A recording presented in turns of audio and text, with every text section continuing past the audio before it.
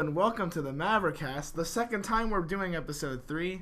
I'm your host, Sam, here along with Pizza Party Andy. Late night Pizza Party Andy. Steve. And Kyle. Hello. So we're doing a late night episode. It's 10:30 p.m. on a Wednesday night. It's going to be crazy. I think our NPR voices are going to come out a little bit. Welcome to the NPR podcast with the Mavericast. The number one podcast on the Pitt Maverick website. Number one podcast on the Pitt Maverick website. Before we start, I think that we need to introduce a few people on this podcast today. So, Kyle, what's your name? What's your major? My name is Kyle Morhart. What's your major? Your aspirations? Your I'm year? A pleb English major. Journalism is my aspirations. I don't really have anything substantial right now about it. And now, Steve, what's your year? What's your major? What's your aspirations in life? These questions are stupid. He's replacing Arno today. Yeah. I'm a junior. I'm a history and political science major, and I'd like to go in the Marine Corps after I graduate. Respect that. So where would you put yourself on the political spectrum? Both of you. Yeah, both of you. Some sort of hybrid of conservative libertarian. You know, I'm. When there's roads. Yeah, boo. I hate roads. I hate the poor. Oh man. We have an anti-Yorkie on here. Yeah, poverty's an issue. Yes. Okay, and you, Kyle, where would you put yourself on the spectrum? Like a traditional, Buckley conservative. Okay. Kyle, for all of you who don't know, is the biggest pessimist at the Pitt Maverick. As soon as Trump won, he's like, conservatism's dead. That's not what We've I said. lost everything. This is not a direct quote. This is an absolute direct Kyle quote. basically voted for Hillary. I voted for Colin Pretty much. Coolidge. He actually did vote for Colin Coolidge. At least for someone who's alive. That. No, I can respect He Colin didn't Coolidge. finish his second term. He can still come back and finish the term if he resurrected. Can we possibly resurrect him? No. Okay. But We're sure going to try. I can hope, yeah. He's better than what we're getting We now. got to go to church a lot to do that. Okay, so the first topic we're going to talk about tonight is the current news with the cabinet, which we totally didn't do last time. By the way, we totally did not have this conversation before. So today's Wednesday night. On Tuesday evening, we actually recorded a great podcast about fascism, talking about its significance in this election, defining it, its history. Great conversation. We had the editor-in-chief and the only creator of the Pitt Maverick on, Marlo Safi. She's a patron saint. Patron saint. And then we had Jordan on as well. Great conversation. And the audio got messed up because my computer sucks. Boo. So, yeah. Boo. I have Sad. An awful video editor. Yeah. Bad. So, that's probably never going to be released to the public. No, I still well. have those Andrew Hot Mic tapes. They're They're coming coming eventually. out. Right now. It's not gonna be released. He's strategically waiting. I'm waiting for when we run against each other for president of the United States. Anyway, Woo, laddie. on the topic of the Swear president of the woo. United States, President Donald J. Trump's cabinet is forming. So, guys, what is going on with this cabinet? Let's start with the Bannon and Reince. Yeah. Which we Reince did not papers. talk about Yeah, yesterday. which we didn't talk about at all. No, not at all. So like I said, it's emblematic of the sort of competition that we're going to see between someone like Reince, who's a Washington insider, and someone like Bannon, who's completely new to the political, never held elected office, never worked in an administration before. And yeah. I think the pick of Bannon kind of sticks with that drain the swamp type thing. I'm not very happy about the pick necessarily. Well, I'm happy he's not chief of staff. Right, that he right, won't right. be directing his policy goals. I think that people should give him, like Secretary Clinton said, we owe an open mind. We don't know what they're gonna get in there and do. I've been doing research on the guy. He has an impressive resume. He went to Virginia Tech, went to Georgetown, went to Harvard. He spent, I believe, 10 years as an officer in the United States Navy. I think that people are kind of judging him before he has a chance to get in there and prove himself. I saw what he did with Breitbart. And yeah, that's the concern. It's disgusting. What he did to Breitbart. I agree with and, Kyle, and yeah. I think it's such a shame because what Breitbart is now is not what Andrew Breitbart would have wanted. At least that's what the notion is from the Shapiros and those other former Breitbart people. It's going to be interesting, I think. I mean, to see who can influence him more, if Bannon or if Reince or if Paul Ryan can influence Trump more, because I feel like if you cozy up to Trump will do whatever you want. I think Steve Bannon was the last original member of Breitbart News to leave. Was he? I think so. Because he was the last one that was with Breitbart. As far as I know, that's correct. I don't think there's anyone left that was actually originally with Breitbart when he owned the site. Because I think obviously we've all acknowledged is that Breitbart lost a lot of its integrity. I used to go on probably once a day about a year and a half ago because it was that source. It was the conservative news source. But I mean, some point during the primaries, it just became Trump's propaganda machine. Yeah, I haven't been on Breitbart. And I think that could be said about the media as a whole. I'm not saying what they did was right, but they're far from the only ones. The New York Times put out that letter and said we became advocates. Right. The problem is that I think Breitbart relishes in the fact that they are advocates. I'm unhappy going on a website and seeing an ad for Donald Trump on a news site. I mean, I know that, they can put ads anywhere, but it's like join the fight or something like that. I forget what the exact ad was before the election. And I'm like, this is a news site. I want news. I mean, I know there's opinions on this site, but if you go on the Daily Wire, you won't see that. If you go on the Pitt Maverick, you won't see that. I don't think I don't really have a problem with the news per se. I mean, ads per se on news websites. There's a section of Breitbart that has become so distant from the rest of the Conservative Party that they're actually in their shop. They have Donald Trump memorabilia that you can buy. Right. And that's the part where it goes, well, you're not really even claiming to be impartial anymore. Yeah. You're pledging yourself to a candidate. So the ads aren't really what's getting to me. It's the fact that they're actually marketing their allegiance to a candidate. And the anti-establishment pick actually leads me into the next idea, which is the Secretary of State pick. I know, Andrew, you have down here Rudy, Corker, Bolton, or are there any other new people being considered, or is it now pretty much just between Rudy and Bolton at this point? The consensus that I'm getting is between Rudy and Bolton, and they kind of, again, they acknowledge this dichotomy to where Bolton is the establishment foreign policy figure. He's been in administrations before. Rudy really doesn't have any foreign policy experience to his name. He likes to claim that he does, but he absolutely doesn't. And the worry about Rudy is that he has all these foreign business relations. I know that, and obviously, we don't want our own Hillary Clinton. I'm not saying he's going to be a Hillary Clinton, but that I think it's certainly worth looking into. We don't want that stain on our party and on our movement because that's we attacked her so hard for that. Last thing we need is to have that in our movement and to illegitimize our arguments. Stop picking up the lighter. In terms of Attorney General, I know that you have here Rudy Christie, who's probably not going to be part of it. No. Sessions, we'll talk about that as we go on. And then Ted Cruz, actually, after we recorded yesterday, so maybe it's just a blessing in disguise that we can record right now. Substantial at all. Honestly, I think I'd rather see Rudy in this position. Right, he's worked within the Justice Department before. He's worked within law enforcement on the side before. But I could also I think I could see Sessions as something else. But I think Sessions could make sense in this role as well.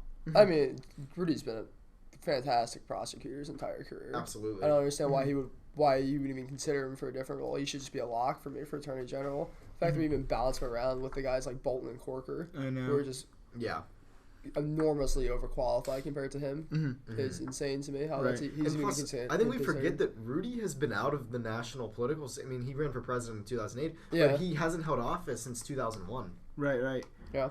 But I mean, again, like you said, that prosecuting experience, he'd be a fantastic prosecutor. My only worry is that he's so loyal to Trump. I'm afraid he might become our Loretta Lynch. And the only reason why I say that is because I don't like this politics of loyalty that's forming on both sides. But I feel like it's starting to come up on our side of the aisle, and I really don't like that. And that's why people have said Trey Gowdy for AG and things like that. But I would prefer Trey Gowdy in the Congress. Because then I know Trey Gowdy will hold these people accountable no matter what party they're in. And I hope he continues to hold these people accountable. And I know that he said some point when he was grilling Loretta Lynch, like, none of the Republicans in this committee have, served under a Republican president, and I hope one day that I can hold a Republican as accountable as I'm trying to hold you. And I hope that, the Republicans in the Congress don't bow down to Trump. And I hope that Rudy, if he's AG, does not bow down to Trump, and that there's true accountability, unlike what we've seen in the past administration, which is the one that is outgoing right now. Yeah, I mean, that's something I completely agree with, and I think it goes for people like Ted, and it goes for people like Rand Paul or Tom Cotton. I would much rather see them in the role that they're currently in than to take them into the executive branch. Right. And I think, Rand, Tom Cotton, and Ted Cruz, as much as it would be cool, I guess, to have Ted Cruz as our AG, Ted Cruz is a great senator, and he's up for re-election in 2 years, and it'd be great to have him be part of our voice in the Senate, representing the people of Texas, and be another strong conservative voice that we can have creating policy for us, not necessarily being part of the executive branch. No, Attorney General's a completely wasted spot for Ted Cruz. Right. Yeah. He has so much talent. He has so much more ability than Attorney General, and it's just the fact that some people are even considering not putting Rudy there, and that's the fact that this is even a debate is absurd to me. And Andrew, I see you have here CIA Director Michael Flynn. This is this is like my personal favorite pick here, to where I don't think Flynn quite has the experience enough to be Secretary of Defense or Secretary of State quite yet, but I think he has an incredible chops for foreign policy, and I think he could work in intelligence quite well, similar to the way Petraeus headed the CIA. So I think Flynn would be an almost perfect fit for CIA director, and I think he could even climb the national political spotlight after that. And Secretary of Defense, you got here Sessions, Cotton, and I think Iotti. I've heard Iotti floated around as well. Cotton's not going to be there. No, there's no Cotton way. will stay. Cotton, even if he was offered the position, he wouldn't go. It's just. I mean, he's still such a young senator. He's a first-term senator, and he has a lot of career ahead of him. I mean, he's a favorite for 2020 if he runs. Absolutely. Because I think he can bridge the gap between... Because I don't really think we can think of things in terms of like Tea Party versus establishment anymore. It's more just anti-establishment versus establishment. Yeah. And I think Tom Cotton is somebody who can bridge that gap between the two camps. And he's a veteran, too. I mean, whenever you have a veteran run, it's always a boost. I love that resume. Numbers. Army Ranger and Harvard Law grad. Yeah, he's a really impressive resume. Really smart guy, too. And I know for what was David Clark being considered for? I know that Director of Homeland Security. I would think that'd be a good pick. I know that you've met. Yeah, I love David Clark. I know that Andrew has met David Clark, which I'm super jealous of. Yeah. We talked about this with Clark, and we've talked about Arpaio before. I think I wouldn't. Personally, I would not appoint them to this office right away. I'd like to see them work within the Justice Department or the Homeland Security Department first, gain a little experience, and then maybe in a second term, maybe if someone resigns, they could step up. But just because they haven't worked in these departments before, and at the federal level, the national level, I would like to see them get established there first. You know what? I have to say, the amount of youth in the GOP is really impressive. And I know that this is kind of off topic, but I mean, it's impressive to see how we have people ranging from a Tom Cotton or like a Mike Lee to people like a John McCain. Ben Sass. And everything in between. You look at the Democrats, who are their leaders? And we've talked about this before in here too, where like I said, because the Democrats have had such poor showings in midterm and off-year elections, they do not have this young crop of candidates. They have very few people who I can think of who are going to take the mantle up. I mean, their number 2 guy in the primaries was a 74-year-old Democratic Socialist. And I mean, I know a lot of millennials are super liberal. It's going to be interesting to see, at least, when we're all older, what happens with that. Because obviously, I feel like most of the conservative voices right now are younger people. Well, I think that Steven Crowder made a good point. At least I think it was at University of Massachusetts when he was speaking, but at least in the 70s, whenever with the hippie movement and everything, they felt like they felt they were fighting for freedom of speech, government transparency, but these modern day liberal millennials are just openly against it. Right. And I think to my knowledge, that's the first time that this has happened in American history where they're openly campaigning against freedom of speech. Right. I mean, you saw last night Shapiro at DePaul, and that's the second time that's happened at DePaul. And I don't know if there's been anybody else canceled at DePaul. I do want to go back to this conversation. Milo too, yeah.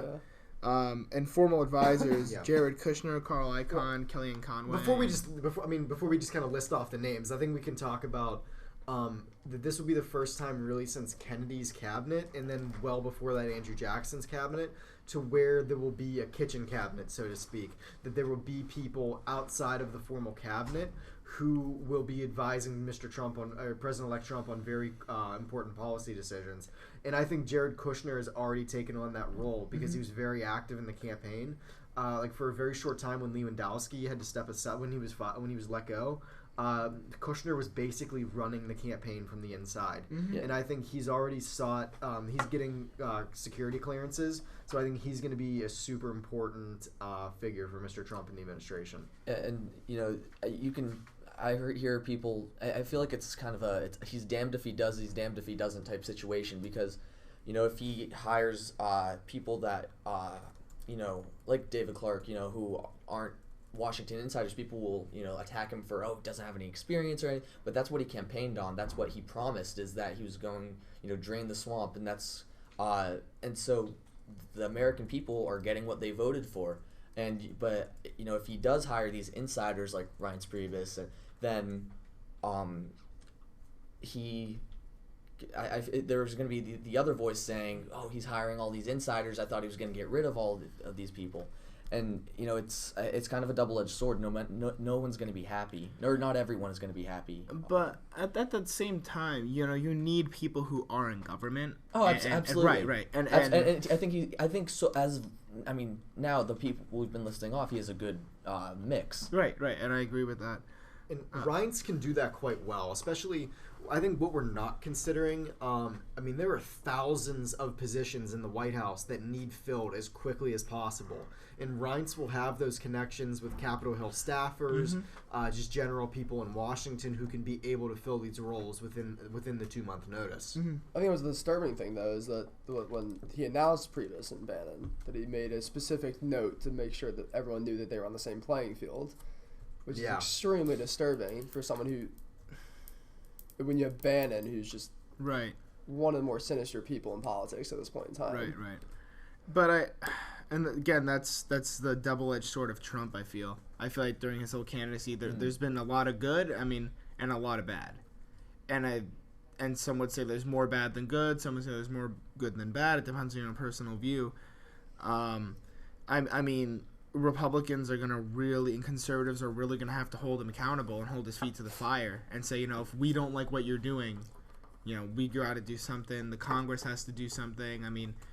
We can't let him separate the Republican Party because he's not getting his way. We can't let him separate us because he wants Bannon in there and people don't want Bannon in there. It'll be interesting to see. I don't really know. I can't really give a prediction. He's been such an unpredictable candidate. Yeah. Well, it's definitely going to be a crazy 4 years. It'll be fun.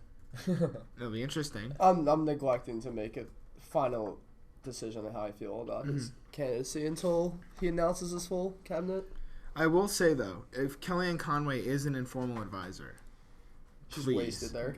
God bless this woman. She's wasted there. I would like her to have every single position on the cabinet, but I can't. You said that Kellyanne it would be the first time since Kennedy's had a kitchen cabinet. It'll be the first time since there has been a young son in the White House with Barron. 4D chess master. Barron is the greatest, and Madison is so happy that we mentioned Barron. I love Barron. And now, don't we all? We all love Barron. Barron's a chess. Guy's really good at chess. I want to play him in chess. Actually, he would probably. He could use his mind and just move it. I will say, I wrote here. Will Chris Christie have a role? I know that's a no. No, yeah, at this point, no. The Sam is sad. I mean, like, Chris Christie. He's a really awful politician. He's my boy. He's really awful. He's just so corrupt, like in so many he's ways. He's really a politician. No, Chris. And he's really fat. New too. Jersey. No, New Jersey. He spent half of his term in New Hampshire. He also spent it at Cowboys games. So That's true. Yeah, he's just a really awful I will politician. say I have this article up called "The Tragic Arc of Chris Christie's." It is actually really sad to see a guy like him go from people liked him. Like, people really, really liked him in New Jersey. I remember he looks like your uncle. Not my uncle. I remember in 2010 and between 2010 and 2012, like until like after Sandy, when people really liked him, and there were all the when he had Obama come and he was really like on the ground at all the damage, and he was people really looked to him to help them during Hurricane Sandy and for the recovery of Atlantic City and all those coastline areas. And then Bridgegate came out, and then he didn't help himself by going to the Cowboys games. He didn't help himself by doing all this silly stuff and campaigning in New Hampshire, staking out in New Hampshire just to lose, and then selling out to Trump. In the words of Rand Paul, Chris Christie gave Obama a big hug. I love how that picture is. It's not even I've never seen the picture of the hug. I've seen them sort of embracing, but I've never seen a full out Chris Christie's bear hugging Obama, and I hope that exists. I don't know if Chris Christie knows how to not bear hug someone. I don't know. He's kind of a large man. that'd be interesting to see. I mean, I guess we can talk about Newt for a little bit. Yeah. Oh, and actually, before we move on, just on the topic of informal advisors, I think Trump's children are worth mentioning as well. I don't think they can be informal advisors. I know that Eric has already taken on a role in the transition team. But I think I've heard that Eric and Don Jr. are mostly going to focus on running the business. the Trump organization. I don't think they can be in the actual cabinet. Because I know that there have been charges of nepotism already. Yeah, it's against the law for him to actually have them in the cabinet. And then Newt Gingrich, no. If he's Secretary of State, I'm going to kill myself. He's acknowledged that he would much rather work somewhere in the capacity of domestic politics in Trump's administration, so please let that happen. Can you imagine if he was our Secretary of State? I was talking to everybody the other day, and then all of a sudden I just ended up in France, and I was at this convention for the climate. He doesn't have a southern accent. That wasn't a southern accent. Yeah, I don't know what it was then. Guys, he's from Pennsylvania. Right? It's 11 p.m. Well, it depends on what part of Pennsylvania. If he has anything more than an advisor, I'm gonna be upset with it. I mean, I don't think he should have any. He doesn't have the qualifications to be anything more than advisor. Actually, he does. Stop it with the later. He's just bad at his job. So he did have a funny talk at Purdue. I'm confiscating the later. No, after he said by his second term he's gonna have moon colonies, I was just over the guy completely. I don't know. I kind of want that. Kirk, what do you think of moon colonies? He did the Trump approval sign. The okay sign. Let's move on here. Big league. So now, the New York Times have been reporting that there's cabinet disarray. Failing newspaper. It's not a failing newspaper anymore. Allegedly. Failing newspaper. Apparently there's cabinet disarray and Pence is firing lobbyists. So Daddy Pence really taking over. Daddy. You square woo. Do you think there's actually disarray, or I wouldn't be surprised considering how the Trump campaign went. Yeah, no, there's actual substance to this. I saw a report today that I didn't expect them to win, but the report was that Trump's own campaign fully expected to lose, so they weren't vetting people enough properly. Now, I think there's actual substance to this claim. Yeah. I think some of it may have been blown out of proportion, but that doesn't mean that it doesn't exist. From the divide that the Bannon Previous thing announcements caused, I can't imagine this is going smoothly for him. I feel like I have to ask this question. Do you think Donald Trump is going to be a president for 4 years? No. Because, I honestly don't know if he's going to be president for 4... is he going to be in there for a year and be like, wow, this sucks? And then we get Mike Pence. I think that's a legitimate question. No, I think we'll stick with it. You really think so? I think he's more likely to get impeached than he is to resign himself. Do you think a Republican... He's a pretty egotistic guy. But do you think a Republicans would impeach their own president? Oh, yeah, absolutely. Yeah, absolutely. But wouldn't that kill the vote? That would just subscribe to Trump's stab in the back theory. Well, no, it would just be like, he was awful. We didn't expect him to be this awful. We're going to get him out. we're gonna try again in 4 years. Well, you can't impeach someone for being awful. You impeach you impeach them for breaking Well, the you law. can impeach them for not fulfilling their duties as president. I mean, just being awful right. at your job. I mean, look, I wouldn't complain if he didn't serve 4 years, because then we'd have Mike Pence, and I would love to see that Mike Pence nod of disapproval all the time, where he's just sitting at the podium, he gets a question, he just does that little Mike Pence smile and nod angrily, but it doesn't look angry, but like it's subtle. Like I want that. I've said continually that I could see Trump being a strictly one-term president because I think he's an extremely pragmatic person, and I think that's overlooked. Even Obama said that. If he's a one-term president, he does not have to face a re-election campaign, obviously. But he does not have to face the challenges of a Republican primary where somebody would hold him out. Yeah, I don't so think if he decides to be a one-term president, I think he could pass a lot more of his policy goals because he won't have to do a re-election. He won't need the flexibility of a second term because he already has it. Do you think he is... But, I mean, look, Trump's a narcissist. Do you think he's so much of a narcissist that he would run again? Because I honestly... No. You know, I want to have faith in this guy. Like, I want to believe in him. But, again, there's this one part of me that says, is he so full of himself? And I hate to slander the guy because I voted for him. I supported him. But I think that it's important to consider all the possibilities. Is he so narcissistic that he would run again and think that he's going to win? No.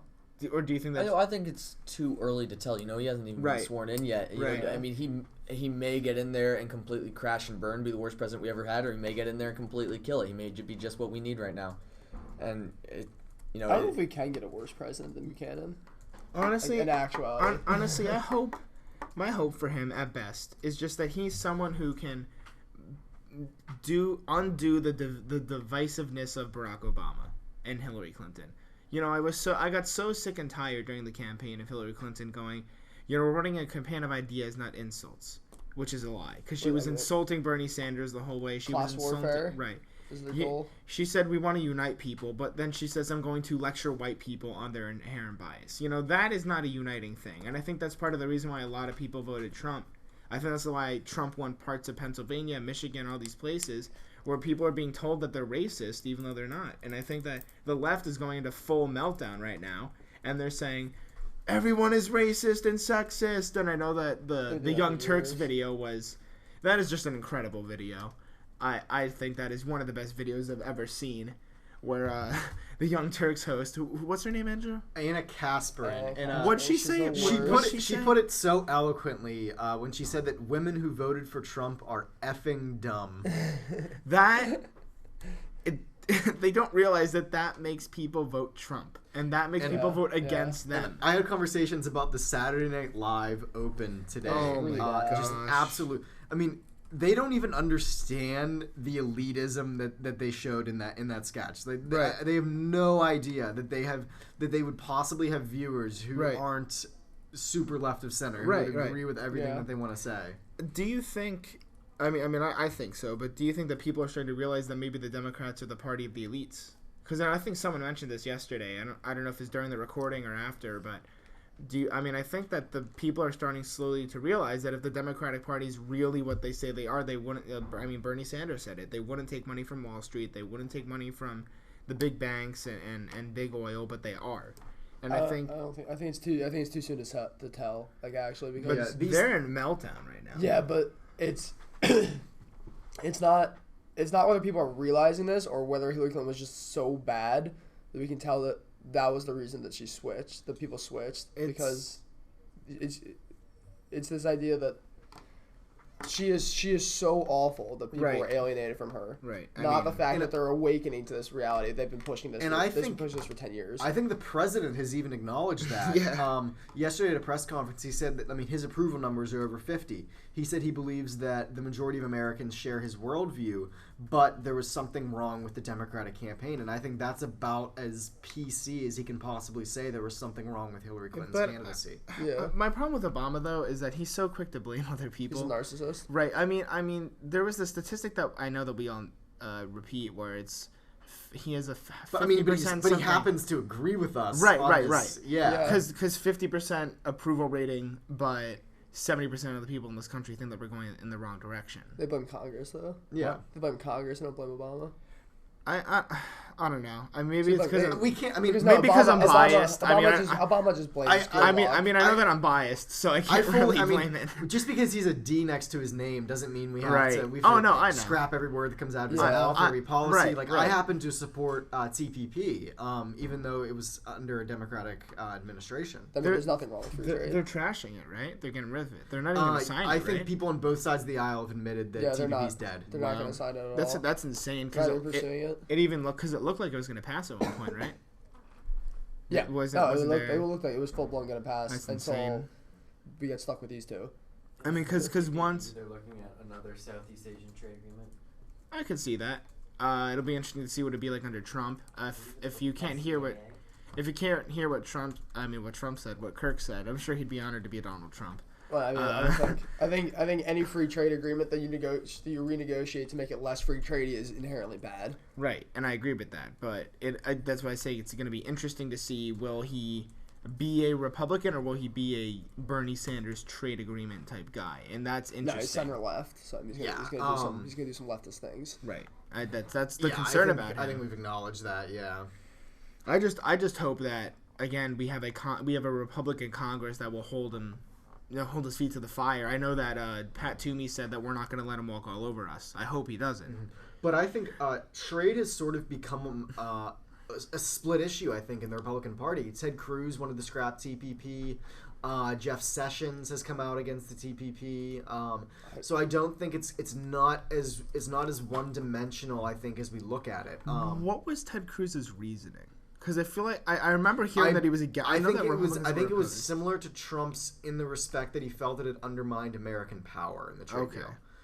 Because I know that there was the conflict with China as well. I'm thinking. Yeah, because especially somebody like Ted Cruz, who was regarded as a libertarian Republican in quotation marks. It was such a pragmatic move for him to make. I'm sorry. I'm just looking out the window. I just don't understand how anyone can be against free trade at this point in time. The economic studies. No, I do. I agree. For free trade is just unbelievable. I guess I'm playing devil's advocate here. Is Trump gonna uphold his campaign promises, or is he gonna stay what we think of as conservative? And I think that's a real question. I hope that he's not conservative. I don't think he ever tried to sell himself as he's not a conservative. He's not gonna. He doesn't care. Right.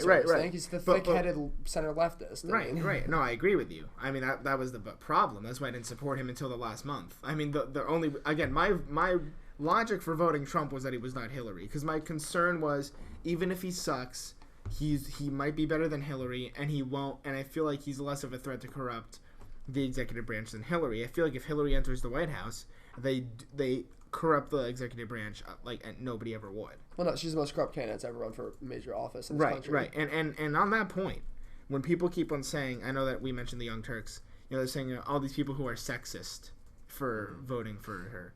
I believe it was on the Joe Scarborough show. I know that we mentioned this last night at the College Republicans meeting.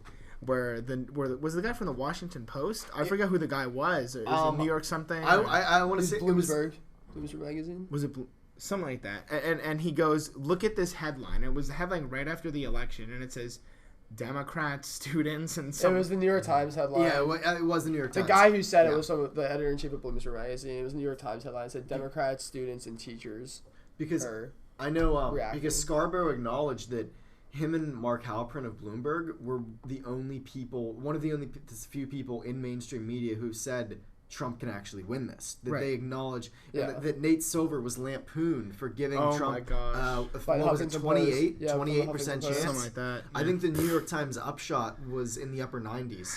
It was they didn't go above 95, but they had like a greater than 95% chance for Hillary. The best picture from the election was the Young Turks, like their thing, and they're all shocked. Oh, they're in like mourning phase. And then it's Alex Jones being poured champagne because Donald Trump is winning, and I was like, what is 2016? Like Harambe died, and now we got Trump as president. Like Prince is dead. Like what's going on? Cenk, I hope you're listening. Yeah, Cenk is the worst. Cenk is like actually the worst. Cenk, you were a conservative in college. We don't forget that. Was he? Yeah. And you still believe in the Armenian genocide? I found an article. Doesn't? No, he doesn't. What? He published Yeah.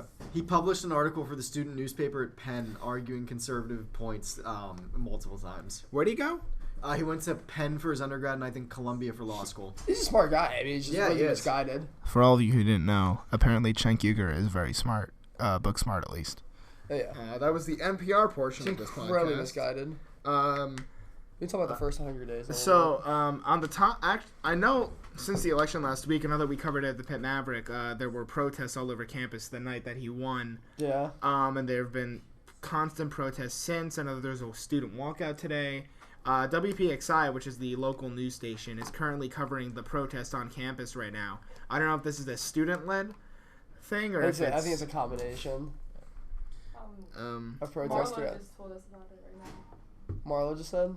Yeah, Michael Yorkie says he's currently watching the news and WPXI is covering it live. Yeah, WPXI was out here earlier covering the low energy protests in the cathedral. It was They were probably supposed to walk out at 3:15 and what were there, like 50 people? There was like 40 people there. They just stood there. 40 still being generous. Yeah, they just stood there, walked to the chancellor's office, gave the secretary a letter, and then walked out. You know, Everyone was just They like, said woo! They said that they moved it to 11 because of the classes, and that's what they're covering, I think, right now. It's kind of funny because, the funny. anarchists really care about their classes. Yeah, they protest at night, then they go home, they get a nice sleep, then they go to their class. They go do home, the normal they get study thing. They go home, they get really high, they go to sleep, and then they wake up and get really high, then pretend to go to class, and then No, they go to class. We see them in the library all the time. Yeah. If there were one Trump meme that described the protest today, say it with me: low energy. Very low energy protest. Guys, I referenced Sad. yesterday. I got a lot of flack for referencing a meme, but I want to reference this meme again Because you reference memes and Facebook fights as hardcore evidence. It is hard. of- It's not an You anecdote, said, Andrew. your justification for why the meme was good was that it was a libertarian meme. It was a good meme. There's It was only- a solid libertarian meme. And that made it inherently better. There's only one libertarian meme that we can get behind 100%. When there's roads. We'll put it up on the screen. Yeah, when there's roads. So allegedly, according to our very own people from the Pitt Maverick, in a Shameless video, the Pitt Maverick, the thing that this is on the website. Shameless for. plug. We're awful Someone people. yelled "Love Trump's hate" under a louder "F the police." So obviously, there's a unity movement going on at the University of Pittsburgh. Clearly nonviolent. Obviously, people love unity and they love us conservatives, and that's why they flipped their table. Very not malicious. And if you want to watch that video of the table being flipped, go on the pitmaverick.com and you can. That was see pretty article. cool. Yeah. Kirk, do you want to have anything to say? That was pretty cool. I mean, my one goal for the next couple, for college, we're gonna make Kirk famous. Kirk's got to be famous. Kirk He has to Briner. be famous. Kirk Briner, Burke Kreiner is going to be famous. I'll dedicate my life. Hold on, I have to making find this Kirk meme. famous. It was a good We're meme. gonna make it happen. No, your libertarian meme is garbage. It was fantastic. Sam. Okay. I think one thing that the protesters don't do, well enough to set things on fire. no, but they preach tolerance and they don't try to understand the other side. They keep they throw out any word with an IST at the end. Racist, sexist, Phobia. Yeah. But I read this great article written by the guy, I believe his name is Riaz Patel, and it's on Glenn Beck's website. He's a gay Muslim Pakistani immigrant, and he voted for Hillary, and he's been on Glenn Beck's show before, and he basically writes this letter to Hillary supporters saying that all Trump supporters are not racist, and he himself was under this impression, but it was Glenn Beck convinced him to go actually see it for himself. So he went to rural Alaska and was asking people, why are you voting for Trump? And what he found is it was literally about the survival of their families. There were people actually fearful that if Hillary is elected, we will not be able to feed our families, and it was literally a matter of survival to them. That's not something even we in Pennsylvania can understand. These are people up in Alaska so far removed, and it really changed his outlook. actually going there and getting to know people. Breaking news: 48 minutes ago, The Hill reported that Trump is considering South Carolina Governor Nikki Haley for Secretary of State. How many can we have like 5 people at the same time? Like, what's he gonna do? What are her qualifications for this position? She is Nikki Haley, and she's fantastic. That's why. By the way, also breaking news from Time Magazine. She's just a representative. She's just a standard representative. Also, Time Magazine is reporting that Planned Parenthood confirms that 20,000 donations were made in Mike Pence's name. So the left is very mature in their attacks on the right now. Yeah, they're very pissed off. Repeat after me. Defund Planned Parenthood. I think we can talk about the protests again. I mean, there's a famous quote that is, protesting the absence of a tangible goal is meaningless protest, and I think that's what we're seeing now, like all over the country. There's just meaningless protest because whatever you're protesting against is this grand conspiracy of a political system that they think is oppressing them or something. Is ridiculous. The great thing was that Huffington Post article that said Bernie Sanders can become president. Do this little known trick, and it was just totally clickbait. Yeah, and it's just like a social experiment. I love that. Like I hate the Huffington Post in every way, and every time I read a headline from them, I just want to rip my hair out, but that was really funny. Gotta give credit where it's due, people. We call it as we see it. The Huffington Post is the only place I get my news, besides the Pitt Maverick. I was talking to a protester today, though, during the very low-energy cathedral protest, and someone was asking them questions about what their goal was, and they would just repeat, like, oh, we're creating a sanctuary city, but how are you doing that by just doing these modest, low-energy protests? And kind of getting these low crowds. Like, I don't understand how this federal government with guns is going to come and not enforce their laws on you by protesting with 30 people. I mean, Andrew, didn't someone hit your phone? Yeah, plug Pitt Maverick. Go watch the video whenever it's I up. don't know if it's up. I'll link it when it's up. We'll link it. Yeah. But Post. as someone walked past me while I was recording the protesters leaving the chancellor's office, they said, "Yo, F Trump," and then slapped my phone. Yeah. Not much force, pretty low energy, just like Very the protest itself. Sad. I'm a little disappointed. Yeah, I mean, at least clock the guy in the face. You know what I mean? Like, we're like give him have a little respect for your political opponents. Right, folks. right. On the topic of politics, since that's all we talk about, let's transition. True. I'm the best host on the Pitt Maverick cast. I don't even own my own You're podcast. the only host in the Pitt Mavericast. I know, that's why. I'm the only podcast host on this campus. No, it's not true anymore. The Pitt News is getting a podcast. No, they're not. I talked to the guy who's running it today. No, they're not. This is better. We're setting Anyway, precedents. yeah. Competition, not capitalism. Let's talk about Trump's first 100 days. Oh God. So on NPR. NPR, the first thing he's going to do is propose a constitutional The thing is, we're actually on NPR. to impose term limits on all members of Congress. What do you guys think of that? I'm fine with it. That'd be incredible. Yeah, 100%. I don't see any problems with it. I don't think it works at a state level. I mean, it's failed at a state level, but I support it at the federal level because if there's term limits at the federal level, it will make people at the state level elevate to the federal government or some new faces at the federal government, and that'll put fresh faces in the state government, or the federal government legislators can go down to the state level. There's a lot of possibilities. I think it's good. It prevents like a Mike Doyle from keeping power for 22 years. It prevents people from just having. I mean, it creates more competition at the federal level, which I think is good. I think that you need the incumbency rate shouldn't be 84%. I think that's way too high for a congressman. I mean that's just my opinion, but I think it limits government power, and anything you do to limit government power is usually fine with me. Mm-hmm. So. And again, I mean, just I don't think you should make a career out of politics. Congress. I don't think you should make a career out of the Senate.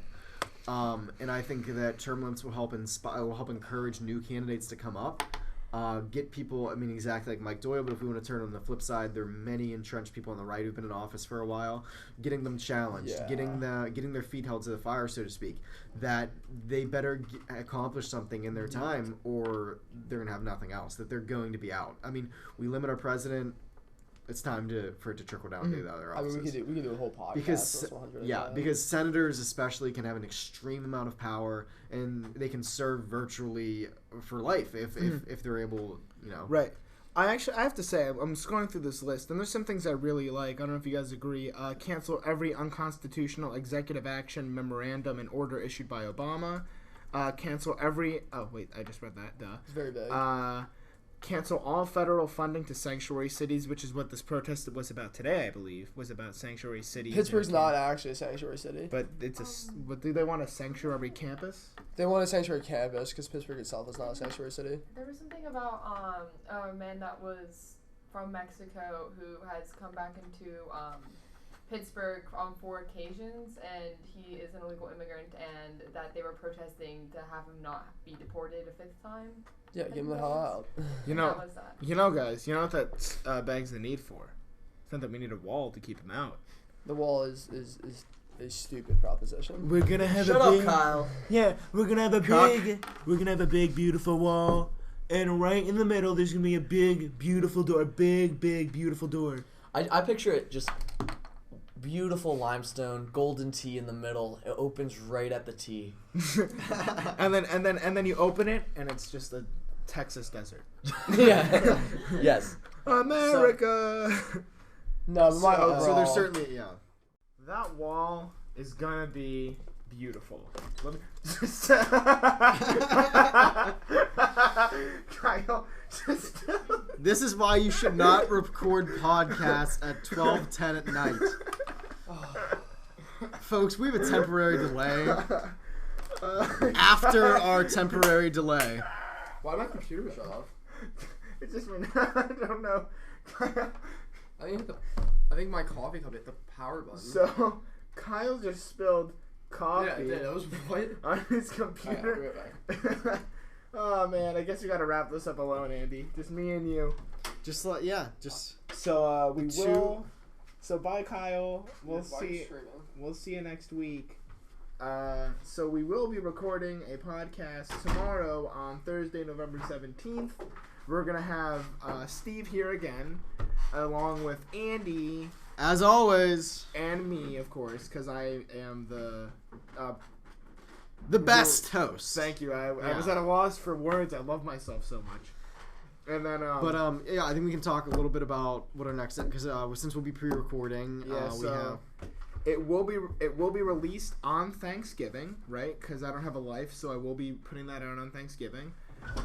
We're gonna be talking about the Second Amendment. It will be the Mavericast Second Amendment guns special. Because nothing says Thanksgiving like the Second Amendment. I will be here. And Kyle will be here in the peanut gallery. Yeah, I'll be back. Jeremy will be here. We will have honorary Republican. We will have a Democrat on the podcast to talk about guns. He loves guns. He's a pro-gun Democrat. And I think that's it. Anything else, Andrew, you want to talk about? History of Thanksgiving, guns. I think it's gonna be. It's my favorite day of the year. I don't see how we can possibly go wrong. Thanksgiving is your favorite day of the year? Absolutely my favorite day of the year. Favorite holiday. How? Yeah. It's a day spent watching football. I always have a race in the morning. It's usually the end of my season. Lots of food at night.